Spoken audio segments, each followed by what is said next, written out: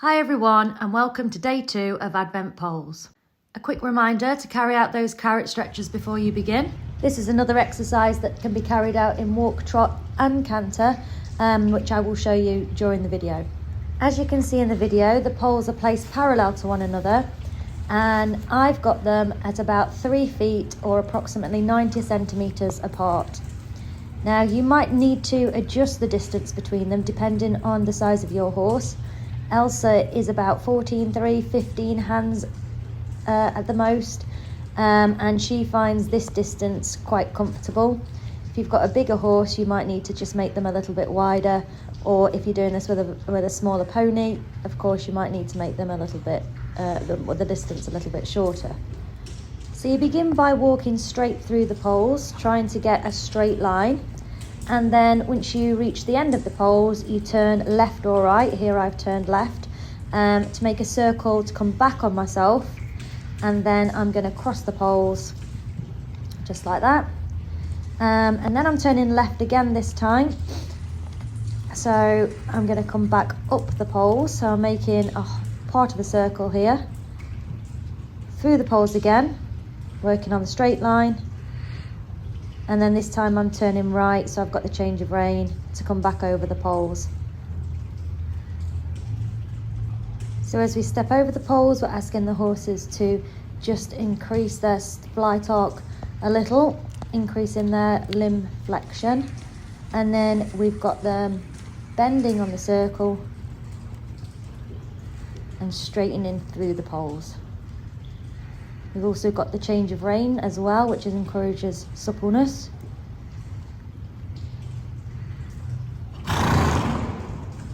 Although the exercise requires a change of rein, do plan rein changes as well so that you make sure that you're approaching the poles from both the left and right rein. We can challenge the horse a little further by raising the poles.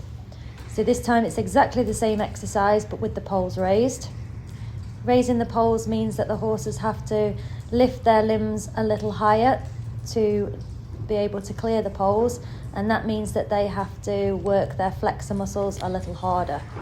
It also means that they have to engage their core for longer because one of the limbs is off the floor for a longer amount of time, so they're standing on 3 legs for a little longer, and to manage to do that, they do need to be able to engage their core a little more. So having the poles higher or raising the poles does help to engage the core more than poles on the ground. And here these stills just demonstrate the increased limb flexion and fly torque. So the exercise can also be carried out in trot, which is what I'm doing here in the video now. Starting off on the right rein, coming straight through the poles, changing to the left rein, creating the circle, the curve, and then crossing the poles. And we've got the change of rein again to come through the poles. The straightness followed by the curve of the circle. Then this time I've chosen to change the rein. So I'm coming from the left rein now to come straight through the poles, then changing to the right to complete the curve of the circle and then cross the poles from the right rein.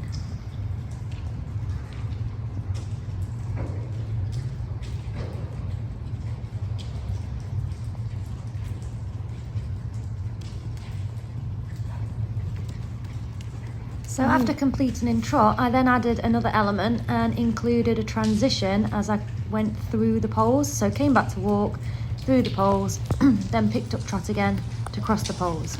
You could do it the other way round as well, so that you trotted through the poles, then came back to walk to cross over the poles. But do remember then you'd have to make sure that you had the pole stride distance set up for a walk stride instead of a trot stride. But just including that transition in there just adds another element to the exercise.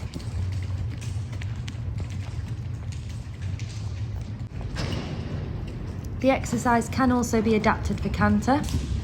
So here I am, I'm crossing the poles. They're now on a canter stride, which I've got them placed at approximately 9 feet.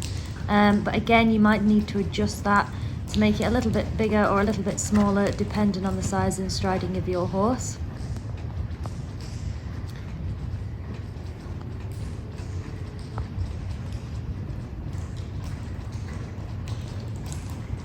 So this time I've maintained the canter as I come through the poles, and then I'm turning back on myself to cross the poles. So this is all on the right rein currently.